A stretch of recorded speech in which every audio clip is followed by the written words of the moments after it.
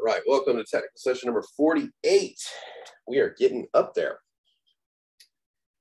Today we're going to be talking about, in general, troubleshooting software, but we are going to talk about some security issues. I did say that was the last full security technical session this morning, but we do have some we're going to kind of revisit here because it is important. We're going to be talking about some mobile issues, mobile security, general software issues, and troubleshooting as well. So our objectives for this particular session are going to be to describe the steps of troubleshooting theory, which we should all remember. What are the what are the 6 steps? Identify the problem. Identify the problem. Establish the theory. Establish the theory. Test the theory. Test the theory. Put in an action plan.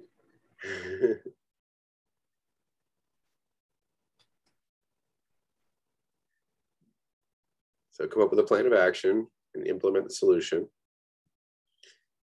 Verify that the repair was actually done. Document. And documentation. So verify functionality and then document your findings and end user education. All right, we're going to be talking about troubleshooting a PC operating system problem with appropriate tools. We're going to be talking about common PC security issues with appropriate tools and best practices, and common mobile operating system and application issues with appropriate tools. And there are no BSMs for this. So we can pick 2.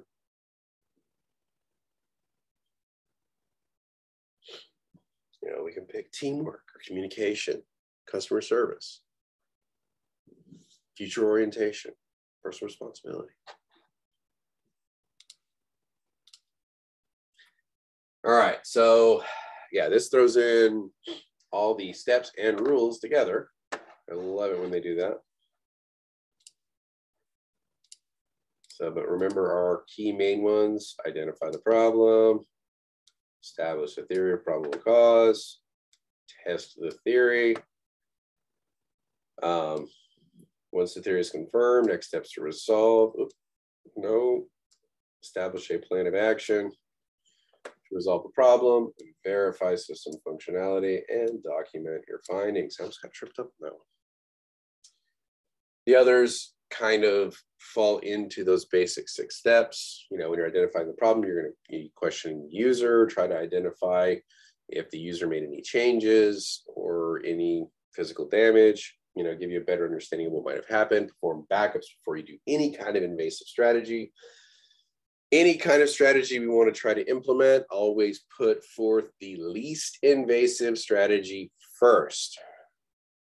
You know, we're not going to full system reset right out of the gate. We want to try to, you know, fix a few things first, try to see if we can solve the problem without taking drastic measures.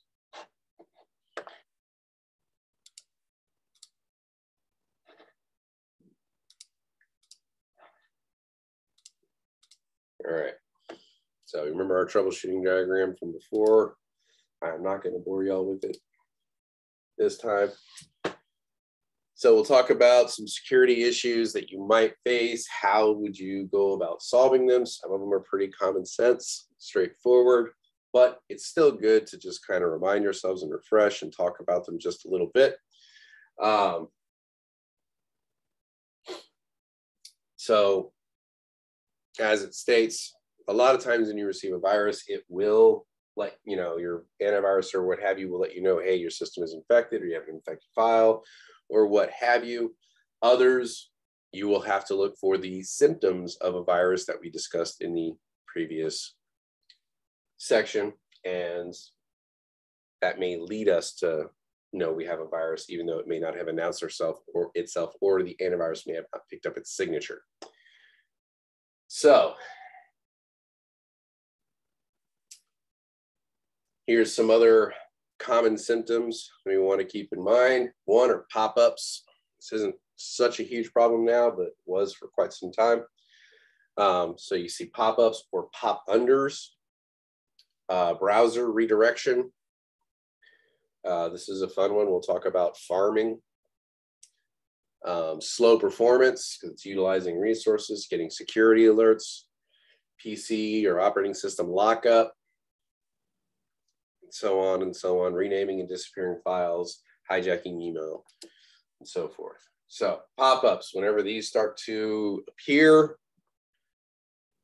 and there's pop-unders, which if you have a website up, instead of popping it up in front of you where it's in your way and you will knock it out immediately, they'll do a pop-under, which will go behind whatever website you're operating on and work, back there until you're done, so you don't see it right away.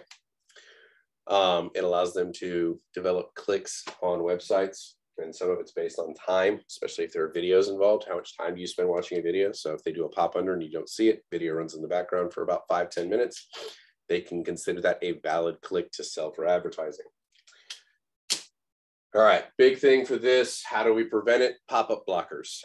There's a lot of free ones. Most antivirus, anti-malware systems come with one built in. You can implement them or get some free plugins for most web browsers to go ahead and push this. Many of them already have one built in. So pretty straightforward on this one. Pop up, pop under, use pop-up blockers. All right, browser redirection, also known as farming. So this one is kind of tough to catch because people won't necessarily see it right off the bat. Is anybody familiar with what are called affiliate links? So if you have like an influencer or something like that, they want to sell, like, oh, I got these shoes at DSW, or I got these, sunglasses at Oakley, or what have you. Here, click the link below and you can go to the store and get the same ones that I'm wearing. You click on it, and what that's called is an affiliate link. So whenever you click on it and you go to that website, then whoever the influencer is, receives a cut of that sale. So what farming is hackers will essentially change DNS entries so that when you would click on a link in a search for something on Amazon or some other big box store or whatever, they would redirect you to an affiliate link of theirs. So you may have never heard of them, and they're getting cuts on every sale based off of these searches. So you don't notice it because the price hasn't changed. They don't really notice it for the most part because, again, it's coming in through an influencer and the price hasn't changed. But this person is essentially taking a cut every time somebody buys one of these items. So this is called farming. It's the utilization of affiliate links and redirecting connections. Instead of going directly to Amazon to buy, whatever book or whatever you're going to buy, you go through an affiliate link of their choosing so that they can kind of get a financial kickback from it. All right. Stephanie, can you read about slow performance for us, please?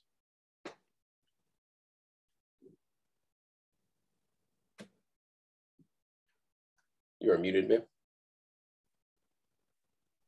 Sorry about that. Slow performance. Viruses, worms, and other malware can slow performance because they rob resources from other applications and services, are forced to share them. By using Task Manager or Resource Monitor, you can identify applications that are slowing performance of the operation system. If the application identified is not a known program that you install on the system, the program is robbing performance. It may be malicious and should be terminated. Very good. Thank you. So if you're starting to get slow performance, go to Task Manager, see what's eating up a lot of your resources. When you go do that, you may see Valorant. It's pulling all those resources. And you're like, wait a minute, I never downloaded that. Why on earth is that on my machine? Well, it came in likely with something else. And you can go ahead and shut it down. However, huge word of caution. If you do not recognize the file that is chewing up the resources, I implore you to do a search first to see what that file may be attached to, because it may be a critical function that you're shutting down, because the virus may have infected one of those systems. So you don't want to inadvertently crash the system. So please at least do a quick search on whatever it is before you kill it.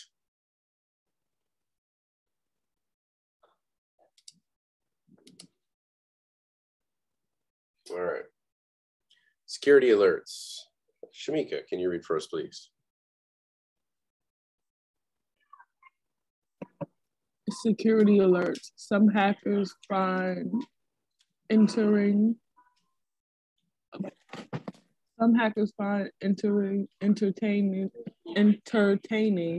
to issue phony threats disguised as security alerts to keep people scared. Some of the more popular hoaxes that have been passed around are the Good Time and the Irene virus.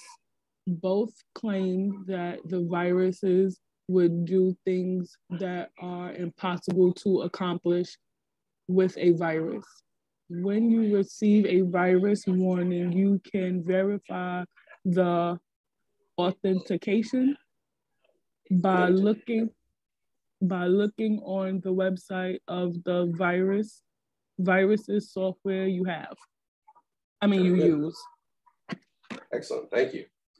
So sometimes they're just having fun with you.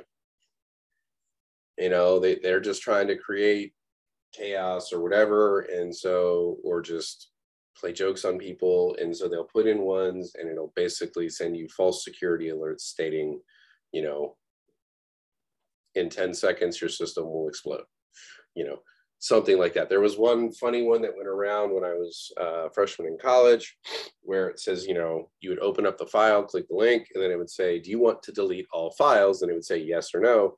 And every time you went to yes, it would, the yes would move. So you'd hover over yes, and yes would move to the other side of the screen, and you could never click on yes, and you could not click no. And then, you know, so you agree that you want to delete all files, and then it would literally show your entire file library being deleted. So it would show you your actually files, and then it would show them all being deleted, and then eventually the screen would just go black. And then as soon as, like, after about 5 or 10 seconds, it would go, aren't you happy? It's just a game. And then it would come back. So that was one that was going around in like my freshman year of college. It was a little more playful, but still not awesome. All right, PC or OS lockup. JR, can you read for us, please?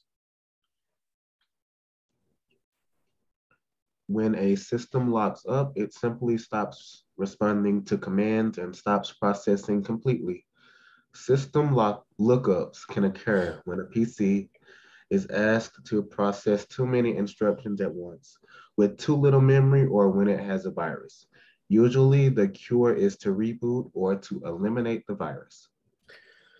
Thank you. So sometimes it could be not enough RAM and your system starts to lock up. That is common. It does happen. Rebooting will clear that up. If it keeps happening, it points more to a virus being the cause rather than limited RAM. So definitely make sure you want to run your antivirus scanner just to be sure.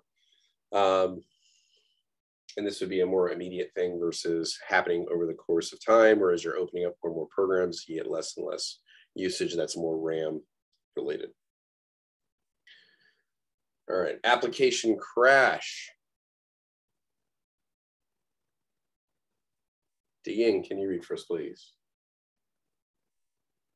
When a system,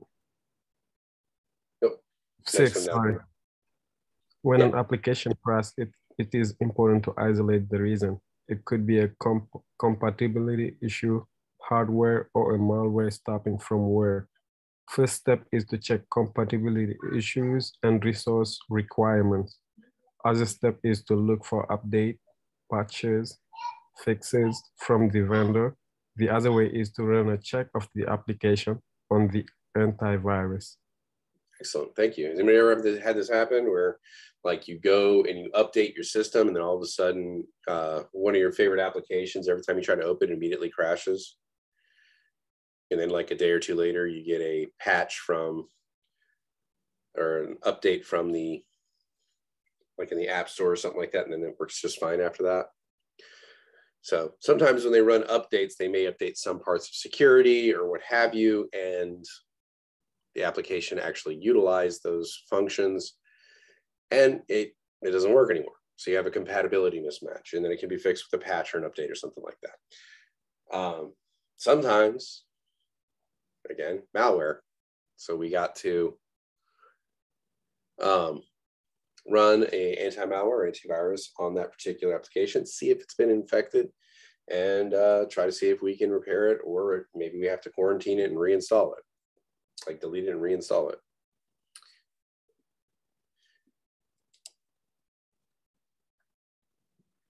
Rogue antivirus. Bernard, can you read first, please?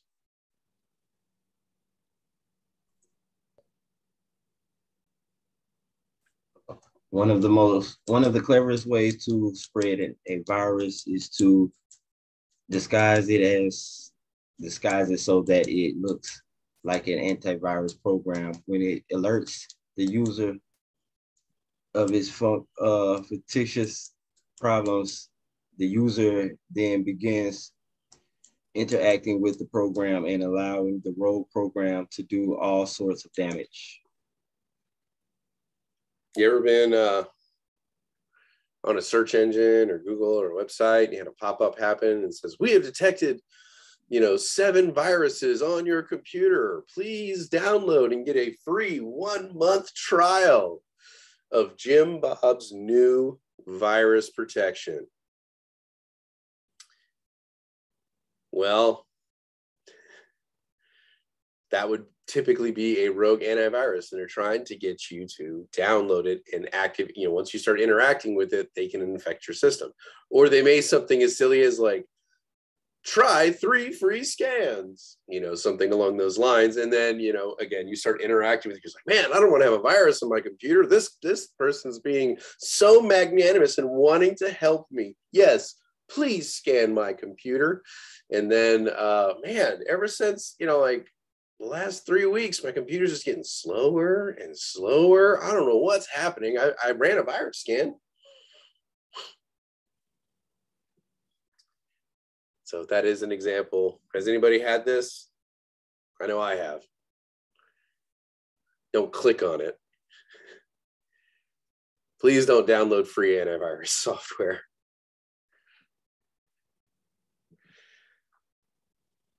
It's usually right after you fill out that, answer these 10 questions to figure out what house of Harry Potter you're in. Once you fill out one of those surveys, then all of a sudden you start getting a request for this antivirus. So that's an example of a rogue antivirus and how you kind of see it and interact with it. Rebecca, can you please read to us about spam? Spam is defined as any unwanted and unsolicited, yeah, that was solicited email. Yeah. Solicited email, and not only can be sheer volume of the irritating, it can also open the door for virus, worms, or other unwanted programs. If user began to respond to spam by visiting those sites, the virus and other problems will multiply in your system. There you go. So the unfortunate interaction with spam. Hundreds or thousands of emails a day. My wife has basically rendered my old email that I've used for 20 years unusable. because every time she signs up for something, she doesn't want to use her email because she doesn't want spam. So she used my email. And so over time, I'm receiving 500, 600, 700 emails a day of just pure spam. Just receiving the emails is not going to infect you. It's usually when they encourage you to click on links, things like that, to take you to your, whatever the problem is. If you receive an email from your bank and it says, please click the link to change your password, do not click on that link. Go directly to their website. Like, leave that, go to a known, the known website that you have saved, and then look in your notifications on your account and see if it matches. If it matches, you can go ahead and change it from there. It minimizes your risk of falling for a phishing email, because they may send out like, hey, your Bank of America password is, been compromised. Please click here to get it updated. And you're sitting there thinking like, I have never had an account with Bank of America. Let me go ahead and click on that and see what they're talking about. Don't do this. So many of them are meant to look official, to try to lure you in. All right, renamed or disappearing files. Tomas, can you read for us, please?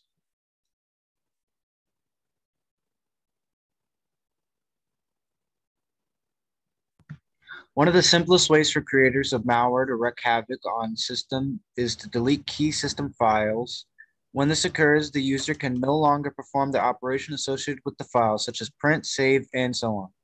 Just as harmful as deleting a file is to rename it or change the permissions associated with it so the user can no longer access it. Exactly.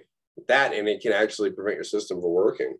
If they start changing, renaming or changing the location of DLL files, it can essentially render your system almost unusable. So this is another very potent way in which they can affect your systems. All right, hijack email.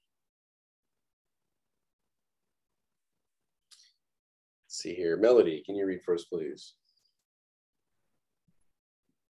One of the easiest ways to spread malware is to capture the email contacts of the user and send the malware as an attachment to all of those in their circle. The recipient is more likely to open the attachment because it seemingly comes from a trusted source.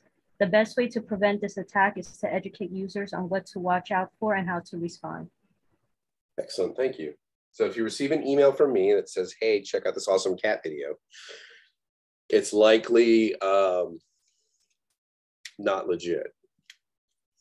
Although now I may do that with y'all's graduation links just for fun.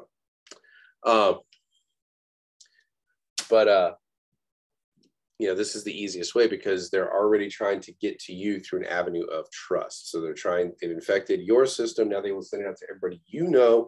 It's like a really bad chain letter.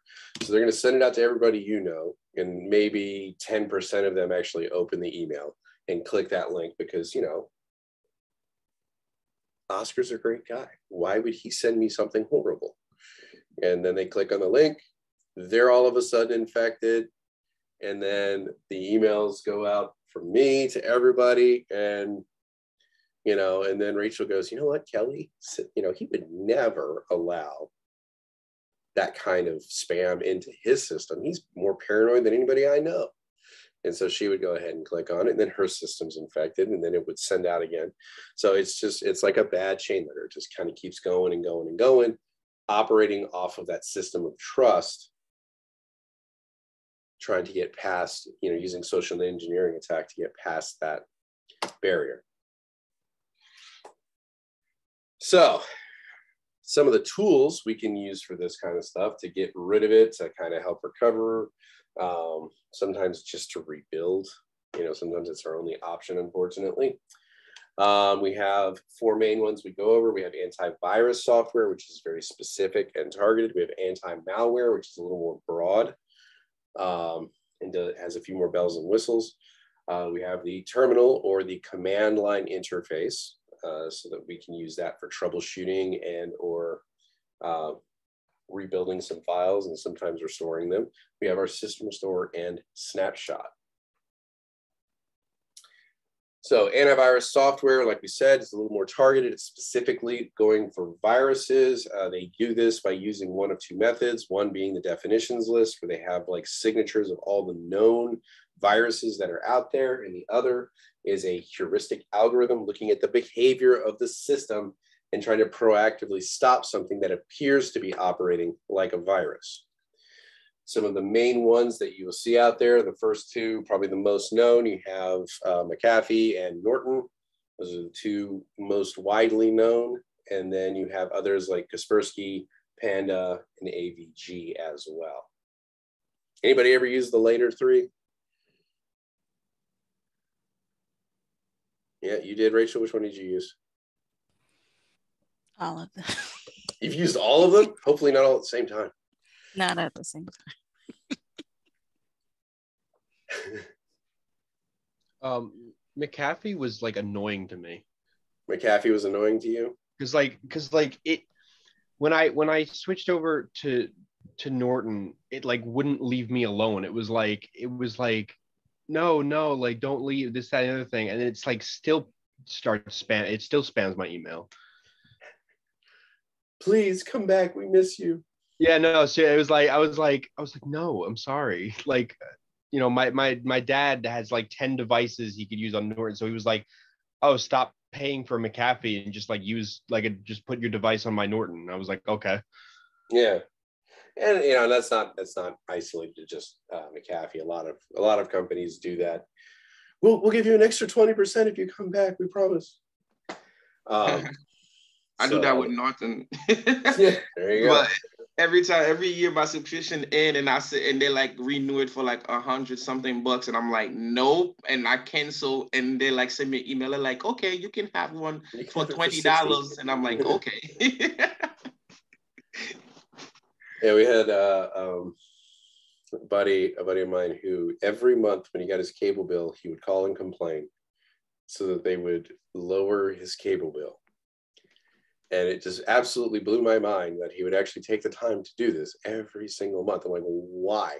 Because well, it saves me like $20-$30. I'm like, you spend 2 to 3 hours doing this. I can't do that. A month. That's too much. You know, how much is your time worth? Where, you know, like that's where you're spending your time. But you know, that's their thing. Some people love to haggle, you know, that's their they like the actual art of negotiation. Some places, if you don't, they get upset.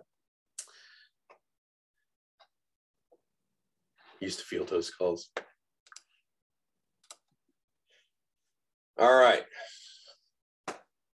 So next, talk about anti-malware software, which is actually a suite of programs.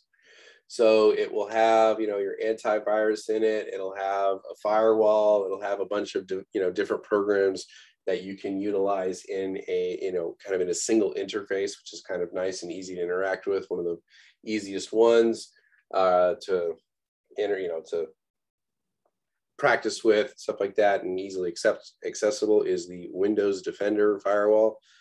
So it has a whole bunch of stuff, spyware, anti-malware, all that kind of fun stuff, spam filters that you can put in. So there you go. Next, the terminal, also known as the CLI, command prompt, PowerShell. Although PowerShell and CLI are two different things, you can still accomplish similar things within them. Allows you to interact with the system at a deeper function. It's useful when malware disables other functions or common functions of the GUI or graphical user interface, because it can kind of, if you know the commands and you're comfortable with them, you can maneuver around in your system and troubleshoot and work on this stuff just in the CLI. Unix and Linux environments, you're kind of required to interact with the shell or the command line far more frequently than you would typically in a Windows environment. Some people can operate on Windows for years without ever going into CLI. This is not typically the case with Linux. But it's really good one to practice on, and it gives you a lot more control over your systems. And my personal favorite, you're not in the Apple or Google silos. All right. System restore or snapshot. So basically creating restore points or snapshots of your system configuration at given points in time. We've talked about this a couple times. It does not save your files. This is just strictly a system snapshot of applications, system settings, all that kind of fun stuff. So if something goes wrong with one of those, you can go back in time and restore to that. So if you have one already running on your system, you can update your schedule so that it can go closer to your needs. It could be every hour, every week, every day, however you want to set it. You know, anytime you're about to do a major update, I recommend taking a snapshot right then, so that if the update doesn't work out so well for you, you can immediately just roll back to right where you were.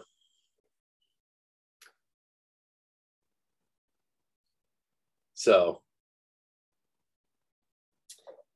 there's that.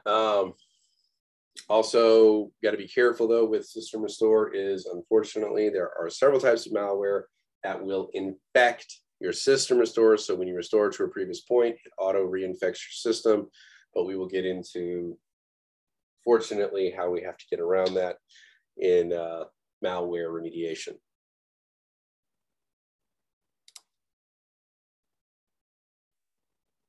Yay, I would take an absolute screenshot of this. Again, this will come up multiple times on your 1002.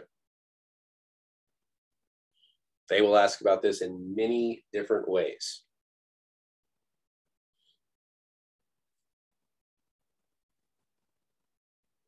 So step one, the first thing you want to do is identify to ensure that you are dealing with some type of malware. The moment you have identified that you are dealing with some malware, depending on the type it is, but you quarantine the infected system for the rest of the network. So you disconnect it and remove it from the network so that it cannot infect other systems. At this point, you want to go in and disable system restore so that it cannot create a restore point before you move forward.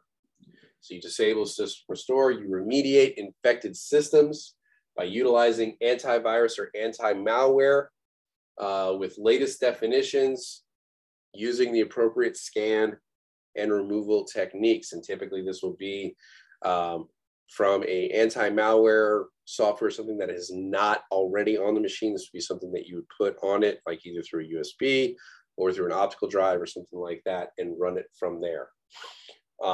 After you have removed the malware from the system, you go in, you set up your antivirus and anti-malware to schedule regular scans and updates so that you can try to prevent this from happening in the future. Then you would re-enable your system restore and create a restore point from right now, so you have a clean restore point. Then and only then can you reintroduce the computer to the network. Once it's reintroduced to the network, then you would educate the end user and hopefully prevent this from happening again. Because remember, much like the systems issues we will come across being user error, much of your security breaches and system infections will be from social engineering attacks that employees have fallen for.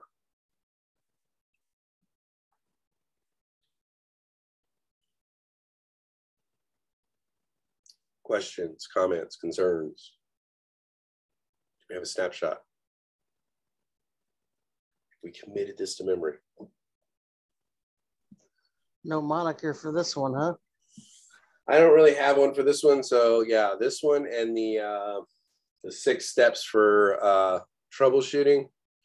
If any of y'all come up with one, please share, because I haven't come up with one yet on these.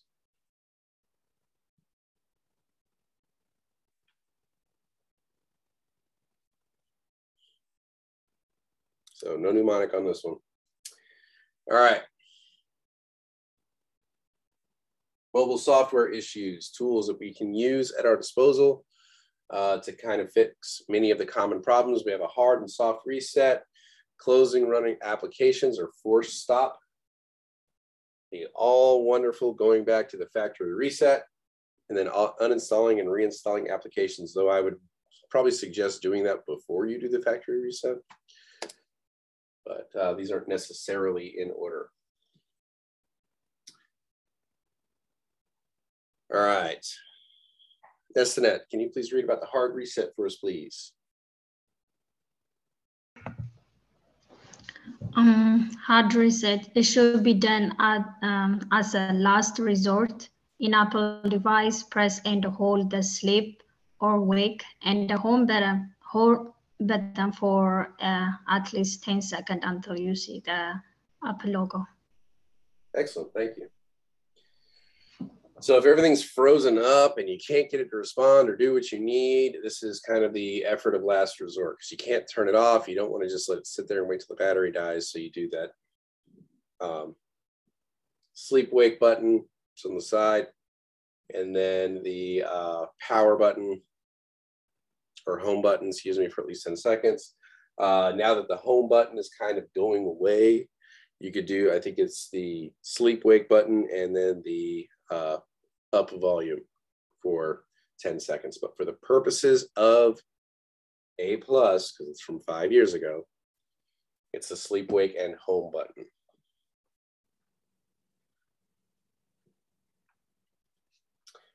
Soft reset.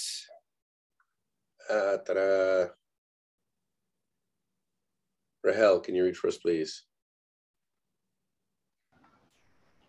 Soft reset. It keeps the data of running application. In Apple devices, press and hold the sleep wake until the red slider appears. Then grab the slider to turn off the device. Next, press and hold the sleep wake until you see the Apple logo.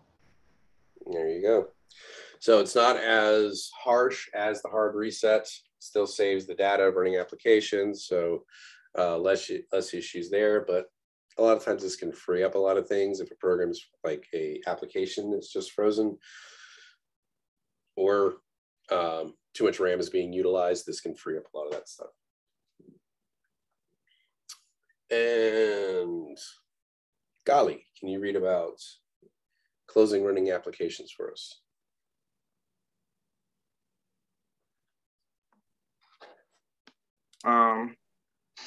Closing running application force stop. Using a preserved battery to avoid using data unnecessarily and to restart a hanging app.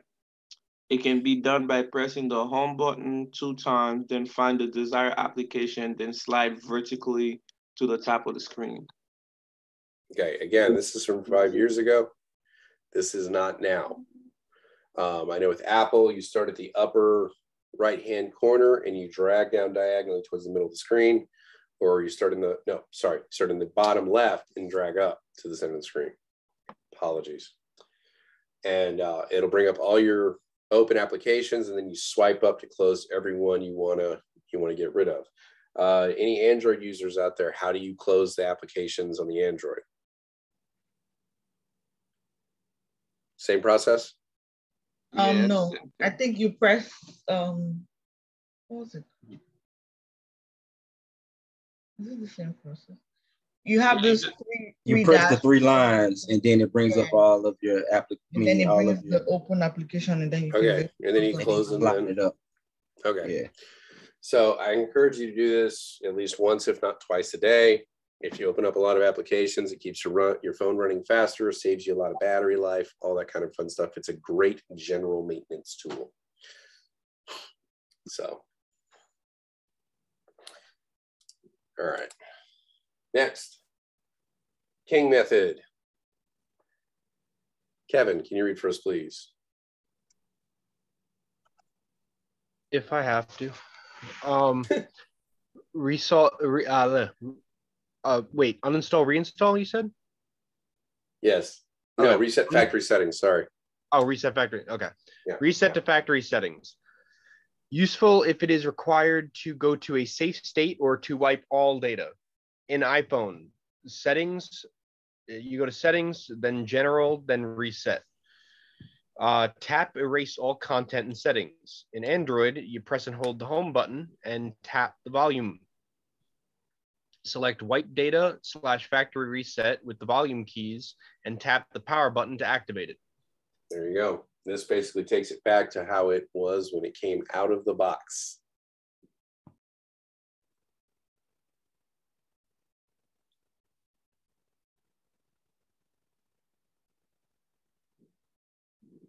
Okay, interesting, Oscar. So yeah, it does a full reset. Basically back to the way it was when you first began. You're gonna have to go in and set your language, all that. You set everything back up. Or if you have a backup on your computer or in the cloud, then you can restore it from the backup at that point. Uninstall and reinstall applications. Jamari, can you read for us, please?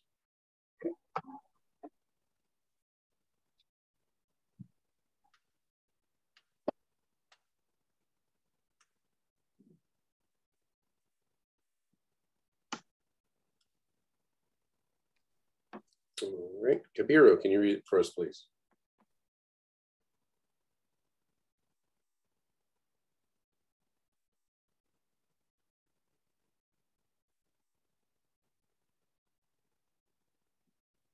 Go for it, Oscar. Apps that are not used should be deleted to free up space. Occasionally, an app must be reinstalled to correct problems with its configuration. Hold your finger in the app for 2 seconds. When the icon starts shaking, tap the minus symbol on the top left of it. I think it's an X symbol now, if I'm not mistaken, but basically the same. Where's the minus symbol for Android? Yeah, it's minus symbol for Android. All right, so Android's a minus symbol. For Apple, it is an X. Go. All right. Talk about some troubleshooting steps real quick. For mobile issues. So as you see, we got a pretty good list. We'll go through them here one by one real quick, from dim display all the way down to system lockouts. So the brighter your screen is, the bigger the drain is on your battery. So almost all devices allow you to kind of dim down your screen. Many of them have an auto setting on them where if you're in darker settings or something like that, it's going to dim down the light on your phone. Have you ever been like checked your phone at night or something like that? In the morning, you go into a bright room and you try to check your phone. And then for the first couple seconds, it's extremely dim and you cannot see it at all.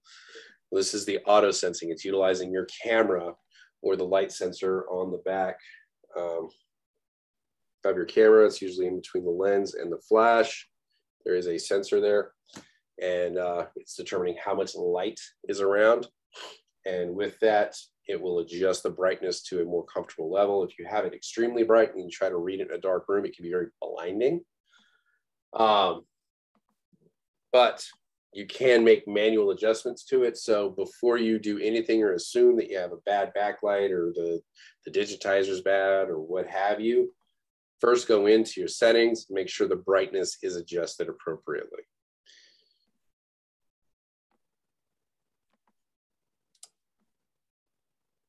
All right, intermittent wireless. Move closer to the antenna. Mobile devices, it means we can move them, which is a wonderful thing. So one of the main culprit you're going to run into is signal, is lack of good signal, in which case you move closer, and then you have interference. Interference could take the place of somebody turning on a microwave, using a cordless phone, which also operates in that 2.4 gigahertz band, or it could be another person using a router on the same channel, and it's causing signal interference for you. So if both of you are operating off of, what are the channels we would operate off of on a 2.4 gigahertz? Getting a little bit of amnesia here. 1, And a 1 6, dot 11. 1, 6, and 11. So, you know, if I'm operating on 1 and then my next door neighbor comes in and he's like, well, I like 1. I've always operated on 1 my entire life. 1 is my favorite, you know? And so they set their router up to 1 regardless. That might cause signal interference for you and allow for intermittent issues with regards to your signal. If you have no wireless connectivity at all, no cellular, no Wi-Fi, no Bluetooth, likely the phone is in airplane mode. Check the top of the phone. There should be a little airplane icon to tell you if it's there. Verify this in the settings. If this is not the case, do a hard reboot or go in and reset your cellular data.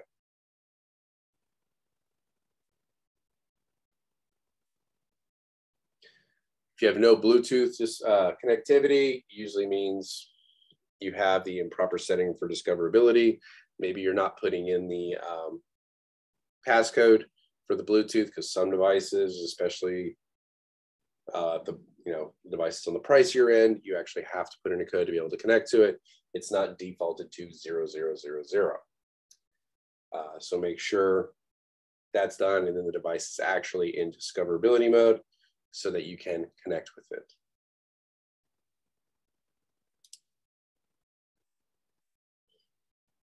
All right, cannot broadcast to an external monitor. So this usually is not an issue, so long as the smartphone and monitor are compatible. This is solved a lot of times with using, like for Android devices, you can use one of the Chrome sticks, and then Apple, you can use Apple TVs, and then you can use your phone as a remote control, or you can throw, you know, images or movies or music from your phone to the TV itself, or even mirror the device so that what you're seeing on your phone, you see on the TV. So yeah, cast or AirPlay are the two terms they use for that. Non-responsive touchscreen. So first, try cleaning the screen, because sometimes if there's water on there, it doesn't register properly. If there's dust or oil or grime, it builds up over time. One of the nastiest things you can touch of a person's is their phone, unfortunately. They did swabs of people's phones, and it was just horrific, the stuff they found on other people's phones. So just one of those things. So make sure the screen is cleaned to see if that helps. That may solve most of your problems. If you do a reset, then it will auto recalibrate the capacitive screen, and then should be able to reset from there and work properly. Usually like 99.9% of the time, that clears that up. If the app's not loading, try reloading the app. If that doesn't work, restart the device. If that doesn't work, you may need to delete and reinstall the app. Although before you delete and reinstall, just verify there's no updates out there for it.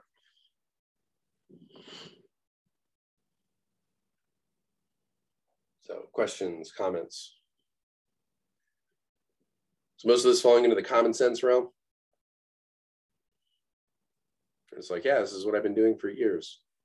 Yeah, I've been doing some of those, but I didn't, didn't think it was like expert level stuff, but no, it's not expert level. This is, this is basic troubleshooting tier, because we're training for what? Tier 1. And right. This is going to be the most common issues you come across.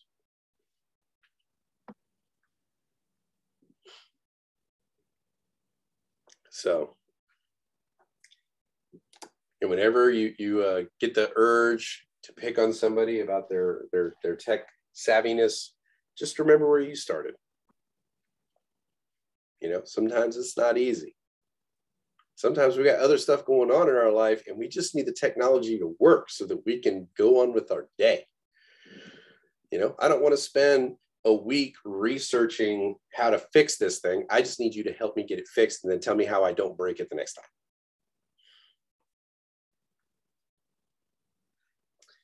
All right, slow performance. First thing you check, do you have any background apps running? A lot of these run sneakily in the background, and closing down some of those running apps can free up space for the RAM. Might speed things up. If this does not, restart the device. That resets the volatile memory, and then that should help things run pretty smoothly from there. Unable to decrypt email. It's a frustrating one. Much of mail encryption and decryption relies upon what's called certificates.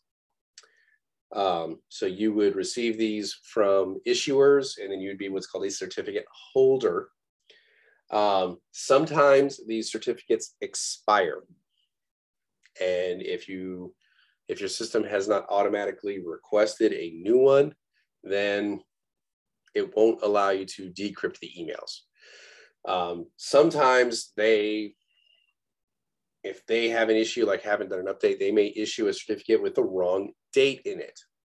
So they've issued you a certificate, but for some reason it has last year's date on it. So it's never actually been active. Like from the system's perspective, it's not active. So this needs to be verified as well. So if you try re-importing your S-MIME certificates, you will receive the known updates and would correct any dates that have been possibly incorrectly entered, and it will delete any of the older ones and replace them with the new ones. So remember, S-MIME is the main function that encrypts and decrypts emails for us, right? So it also does a lot of your certificate management. You can also go in and look at the certificates yourself if you wish. But that is Network Plus level or Security Plus. All right, frozen system, try to force a restart. About the best thing you can do. If that doesn't work, try plugging the device in and letting it charge for a while and then restarting it again. And that usually frees it up at that point. Short battery life. Apple users are well aware of this. So this is the amount of the time before your battery needs to be charged. If you are not in a place where you can charge your phone at that moment, there's some things you can do. You can turn down the power on your screen. You can change it to airplane mode so that it's not trying to search for signals, all that kind of fun stuff. Only turn the screen on when you absolutely need to, and it can kind of keep your phone active for a little while longer. Things that will help it over time: keep the operating system updated so it's most efficient. Again, maybe not with Apple because they've had issues with this in the past. And then avoid too high or too low temperatures. Please don't ever leave your phone in your car, especially in summer if you live in Florida, or winter if you're up in New England. Yeah, battery saver mode. Turn off location-based services, although I feel that's a pretty good thing to do anyway. Disconnect any peripherals, Bluetooth headsets, things like that that you might already have hooked up, and then quit any applications not in use.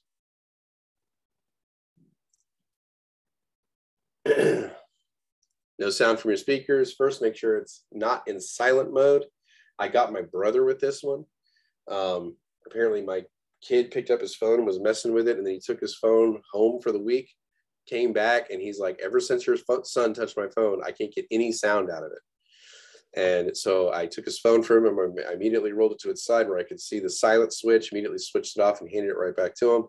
And then I was like, there, it's fixed. And then I call it, and it went ahead and worked. He's like, what did you do? It was magic, you know, and eventually it, you know, just let him know, yeah, it was the silence, the mute switch on the side of the phone. It's less impressive when you tell people.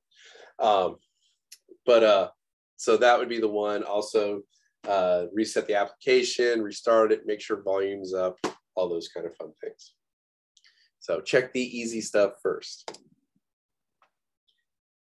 Overheating.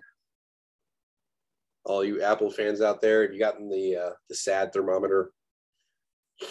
If you've been running your phone, like leaving it out in the sun or something like that, at a certain point it overheats, and then you get that little frowny face with the thermometer. Basically says, you know, can't use your phone until it cools off a little bit. How do we avoid it? Obviously, avoiding too high or too low temperatures. Don't leave the phone in direct sunlight. I think it's funny, but also useful that they now make clips so that you can clip your phone magnet onto the AC vent of your car so that the AC can just blow right at the back of it and keep it cool. Talked about this one before. Don't leave the phone in a hot car. Don't set it on top of a heat source. I had a coworker that did this. They were notorious for setting it on top of the mini fridge that was next to their desk. They would put their phone on that and it would heat up every time. So when it heats up, you need to help it cool down quicker. Take it out of its case. It helps it breathe a little bit better. You can lay it on a flat surface like a countertop or something like that. Please don't put it in the freezer. That does not work very well, so I would not advise that one. Danielle, you have a question? What happens when the phone overheats when you charge it? Well, typically that's happening if you're charging it and using it at the same time. Or is it overheating just when you charge it? It's both. Okay, so it's probably a bad cable. Is that the factory cable you're using, or is that one you bought aftermarket? Yeah, it's the factory cable, but it does it everywhere. It don't even give me the warning anymore. It just starts going slow and then it just does whatever it wants. But I also have an XR, so I think Apple is trying to make me upgrade on purpose. So They would never do that. Come on, they only paid $100 million fine to avoid that. So yeah, well, in a case like that, I would say it was the cable. Like if the cable is older, it's been coiled up a lot, it's been fraying, so it's getting surges and troughs in the power as it's coming through, and that may be causing it to overheat. I would try to avoid using it during the times of charging, just to kind of minimize it as much as possible. You know what it happens with? It happens with the fast lightning cable, the what is it called? The C. Mm-hmm. The C cable, like the fast one. That's what it happens with. It doesn't really. I'm not sure if it Okay, so what's going on one, there is the but I feel rapid like charge. Oh, So my phone can't take it. Yeah, your phone can't. Yeah, those phones weren't meant to rapid charge. Plus, are you charging it inside the case? Just to test it out. Is it breathing when it's being charged? It's inside the case. Yeah, it's inside the case. Just try one time. Just try charging it outside of the case and see if you have the same result. Okay. And try the if it's only happening with the lightning cable, then it's probably the lightning cable. Yeah, the fast charge. Mm-hmm. Thank you. I'll stop. No worries. All right, system lockout. Could be possible the device was disabled or you recently fired and not returned your phone yet. They may disable your phone. But sometimes this can happen by accident. They may disable a phone in error. Sometimes it could be forgetting the passcode, which happens more often than you think. Same coworker who put the phone on the mini fridge would, for some unknown reason, change his passcode like 3 times a week, because he would forget the old one, just change it to a new one. And he continually was on this cycle of just perpetually forgetting passcodes. But there's also other possibilities, but the first 2 are the main ones. Either the device was disabled or the passcode was forgotten and needs to be recovered. All right.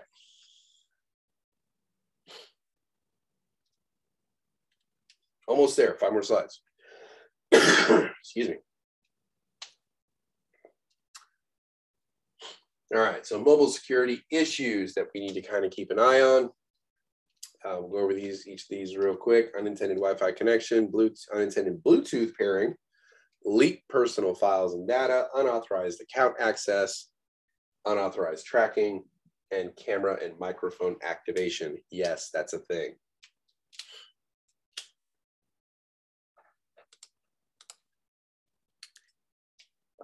So unintended Wi-Fi connection, please don't have your phone on just like random, like wandering around and say, yes, connect to any known open Wi-Fi source, because yeah, there may be people out there who likely have not put a sign-in and password on their Wi-Fi, but there also might be a lot of hackers out there who are basically just leaving them open, hoping you connect to it so that they can glean information from you. So if you weren't intending on connecting to a network and then you do, that can be a problem. One of the types of attacks they use with Auto Connect is the evil twin attack. One of the personal favorites, like this, they like to do this at is Starbucks and places like that, coffee shops where people like to hang out for a long period of time and utilize the Wi-Fi. So they will as well, and try to get you to connect to theirs versus the proprietors.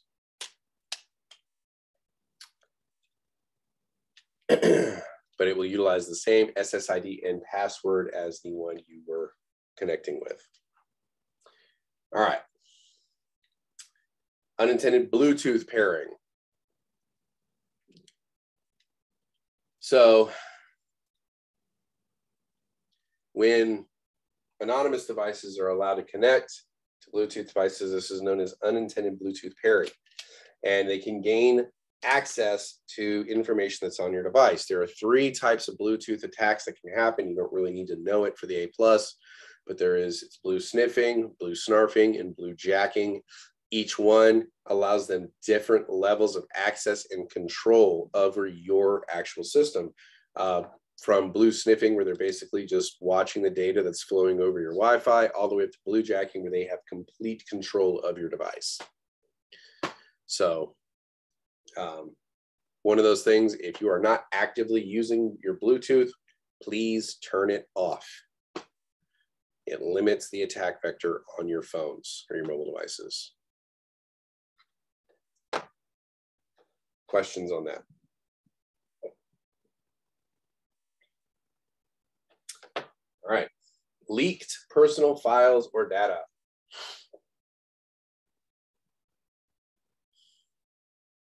Sometimes, I know it's hard to imagine, but there are people out there who are not necessarily on the up and up, and they will do nefarious things.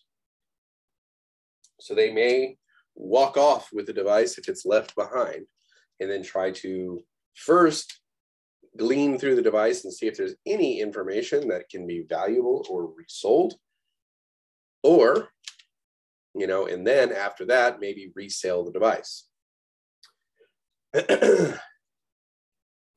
If this is a device that is, you know, provided to you by your company, there may be sensitive information for your organization on there. You may have many layers of security already built into the phone, but it should also include your data encryption in case the device is stolen, and then what is also called mobile device management, or MDM, which will allow you to do a remote wipe or lock of the phone to render the phone useless and the data unretrievable.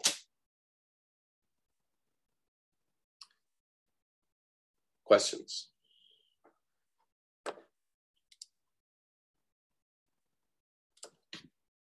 All right. Unauthorized account access. This can give unauthorized users access to your personal files, your data, to which they should not. This could be tax information where they can get personally identifiable information. This could be bank accounts, all that kind of fun stuff. And the most common type you'll see is email.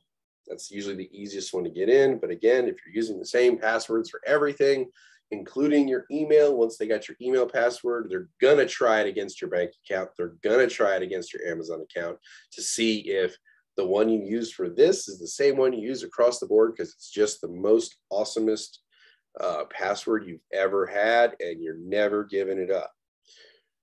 So many people love having that password and that one true password to rule them all, and using it for everything. Hopefully we're getting away from that a little bit and increasing our security as we go through this course. Unauthorized location tracking. Unfortunately, much of this location-based data is extremely valuable, especially if you're using things like maps,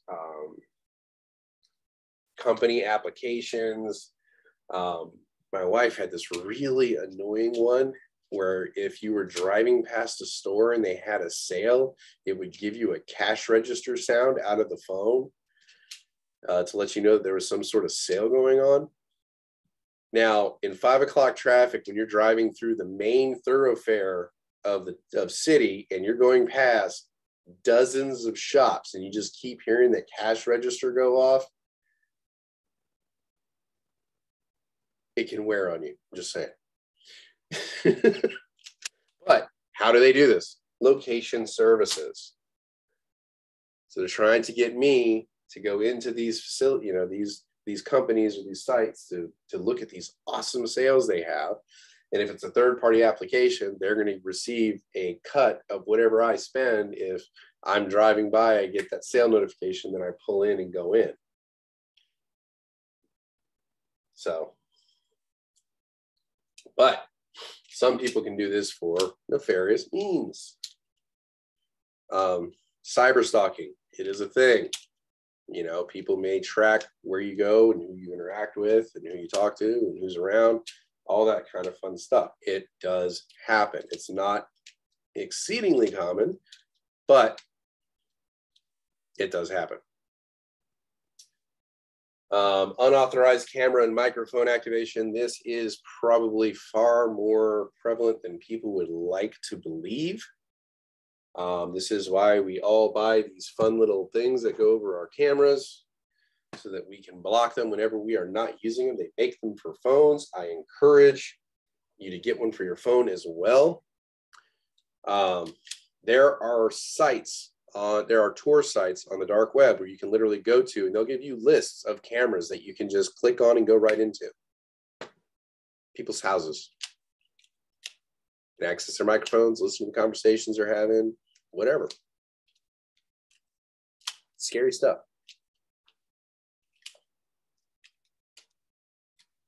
Yes, Golly.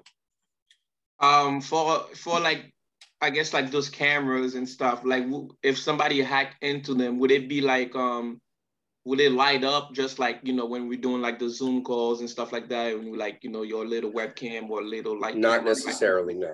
Oh, okay. They can tell the computer not to turn that light on. Oh, okay. That's crazy. Camera's the easy one to fix. You can cover that one up. Microphone is the hard one. Right, because I was about to say, how can you even cover a microphone? It's like everywhere in your laptop. There was a fun one that they had on, it was like on Alexa or whatever, where you could have it make party sounds or something like that, so that it would make random conversations happen. So if people were trying to listen in, it would sound like there was a bunch of people there. Or if somebody tried to come up and listen in at your house during the day to see if anybody was home, it would sound like there was actually conversations going on. It wouldn't be like a TV show. It would just be random clips of conversation. So they've done silly things like that to try to, counter this. But yeah, tape over the camera, plug something into the mic jack. So that's I'm sorry. So like that's a hack they would go through kind of like your network system kind of to get to your items, like your Wi-Fi, like. Well, they would do this through your phone. They would do this through your computer. If they can get in and get access, they can turn these things on and look through them. Oh, okay. Yeah. Never safe. Hey, Google, are you spying on me? That's definitely not a thing I do. The information you share with me makes me more personal assistant, but you can control what's shared and adjust what data is stored at g.c. Stop Google. Your data. I've also sent a link to your phone. Oh, now I got a link to my phone. Thank you. Now you're gonna make Google actually spy on me. You see, like, why do you keep doing this to me? I'm gonna move my Google thing away from this laptop just because of this. Oh man, I couldn't help myself. And I was just about to put it on mute too. I was just about to mute. Okay. So, I mean, I could be mean to you guys like I was last cohort. I've set a timer on somebody's when they walked away from their computer. They like left to run an errand, and I set one because I knew they had one. They figured it out later that night.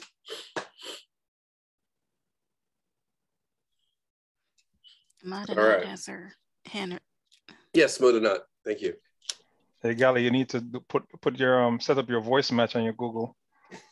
And nobody else. Yeah, no, seriously. I know. And I did that, so that's why I'm still confused as of why this keep happening. Because I definitely set my voice, but I think it's maybe only to buy stuff. I'm hoping.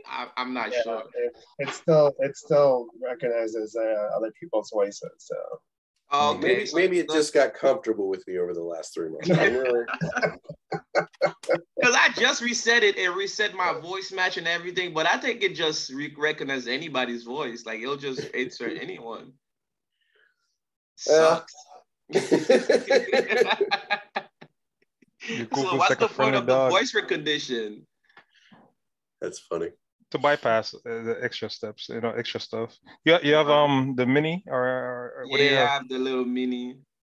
Okay. I had the was it the Amazon one, the Alexa, and I changed it to computer because I thought that was kind of funny. And then like I started watching Star Trek Next Generation or whatever, and it was literally setting it off like every 5 minutes. I was just like, okay, this is not annoying at all. Navigate path to the closest star system. It was like, what? Alexa's like, what are you talking about? So sorry about that, Modernat. What was your question?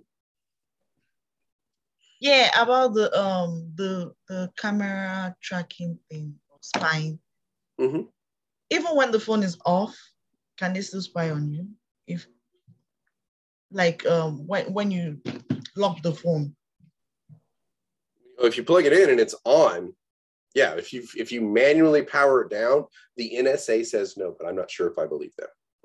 But no, if you just turn off the screen, yes, like turn off. Yeah, no, they can still access it. And the TV too, because I watched a movie one time that they had this very big screen that it was spying on everybody. When you turn off the TV, they can still spy on you. Well, there's like the smart TVs that have microphones, and there was some like early ones had cameras. And I was like, wow, that's really creepy. Okay. So like you could actually use your body as a remote. You could like sit there and wave at the TV, and then it would turn on or whatever and all that stuff. And I'm like sitting there going like, that's watching you the whole time.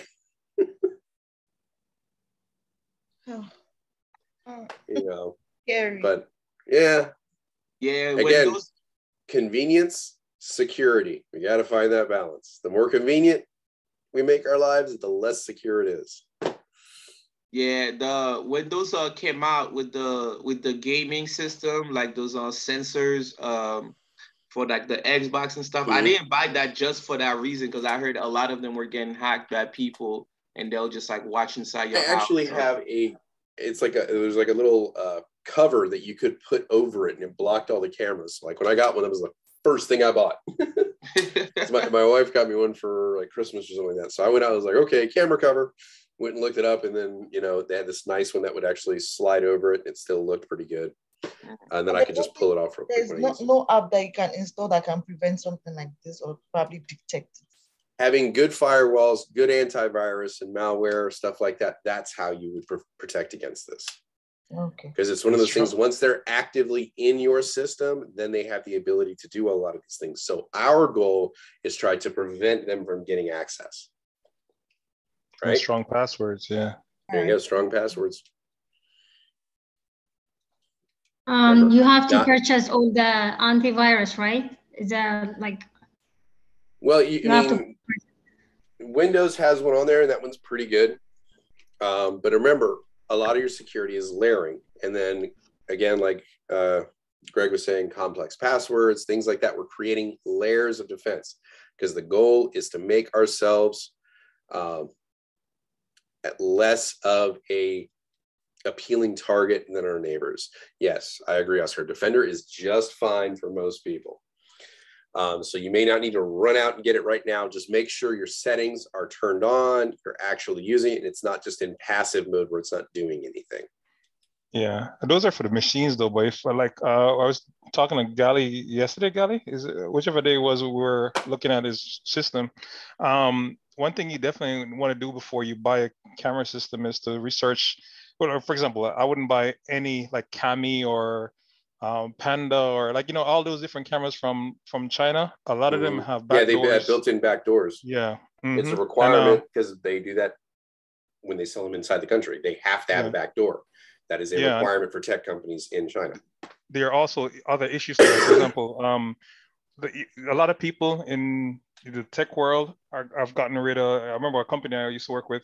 They got rid of all of their old Meraki attached devices because there was an exploit for the UDP portion of that. Like basically, it was sending out packets. It didn't care. So you can actually listen in, and then once you have a good decryptor, you can actually get past their system to get the stream, the RSTP, I think it's called, to get that stream coming in. You can actually decrypt it. Yeah, so that's actually, I think, how the site that you go to, they get a lot of backdoors to those people's cameras, or they're just basically watching old camera streams. Like, for example, D-Link has a big exploit on everything that's 2017. No, I mean, if they have like pan tilt zoom, you can move the camera. Yeah. I had some camis I got rid of. I mean, I unplugged them, they're still here. Yeah. You know what I mean? Because of that same reason. So, yeah, that's one of those things like where you do the research where your stuff's coming from, because there are situations like this. Yeah. Some baby monitor also, they say that yes. like a lot of, you order in Amazon, it's kind of like, it's creepy, like it's a baby. Yep. Well, I mean, like the old school ones, like you could listen to the neighbors, because one baby monitor would pick up another one. Exactly. You could channel scan and grab another one. It's crazy. When first time I saw it, I was like, what? This was years ago. So do you guys think like doorbell rings, we do that too? Like the camera on the doorbell ring? Oh, yeah. If that's going out to a third party, so other people get access to it. And on top of that, Ring is kind enough to help use your internet connection to help give internet to the world. So the Ring devices and all that stuff through Amazon, they're setting them up so that they can be networked and work with each other and help spread Wi-Fi networks. So your bandwidth can be used up through your Ring device because it will be passing on network connections to other things. Wow. You can select no on that one though, guys. Don't get too scared of that one. I know, but I'm just saying it's how many grains of sand makes a heap. True. No, it's just the wild part. Scary, but you gotta live in this world still, Yep. Wow. I'm buying a cabin in the woods. You and Gally can go live in the woods. And I tell you, man, like it's starting to look really good. I don't know how much. I'm glad this is the last day of security because I can't take much more of it. Are you scared? You scared? Listen.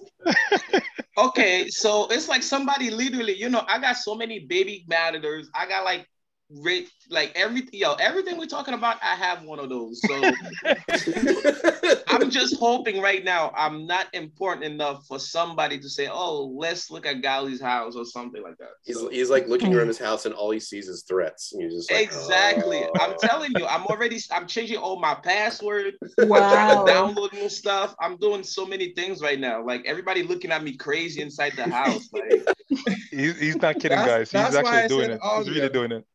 That's why I said earlier, Mr. Kelly builds my hope up with all this and then and now I'm about to turn off my phone when I'm talking. None of this is foolproof.